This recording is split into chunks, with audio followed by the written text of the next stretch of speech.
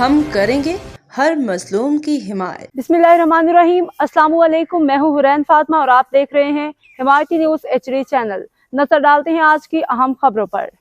रोजनामा हमायती news report. गुलाम मुस्तफ़ा जट कराची ताज़ा दूध की सनत के मिसाइल पे अहम मुश्तरका इजलास। ईद उल अज़हा के बाद दोबारा मुशावरत पे इत्तेफाक। कराची में ताज़ा दूध की सनत से वाबस्ता तंजीमों all Karachi milk retailers welfare association, all Karachi fresh milk wholesalers association, dairy farmers association के नुमाइंदगान का एक मुश्तरका इजलास 25 मई बरोज़ पीर बना के दुआ इजलास में सबका 2 अजलासों के होने वाली मुशावरत की रोशनी में तयशुदा नकात पे तफसीली गुफ्तगू। शरका ने ताज़ा दूध की सनत का दरपेश मसाइल, मौजूदा सूरत हाल और आइंदा के लाहेमल पे संजीदगी से तबादला ख्याल किया।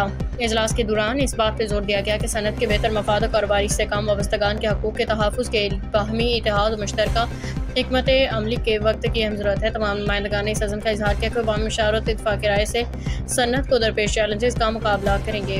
इजलास में मज़ीद पेशरफ्त और तयशुदा नकात पे अमल दरामद के हवाले से ईद उल अज़हा के बाद दोबारा मुश्तरका इजलास तलब करने का इत्तफ़ाक़ राय किया गया। शरका ने दुआ की कि अल्लाह ताला तमाम वाबस्तगान सनत को इत्तेहाद इत्तफ़ाक़ को दुरुस्त फैसला करने की तौफ़ीक़ अता फ़रमाए। आमीन।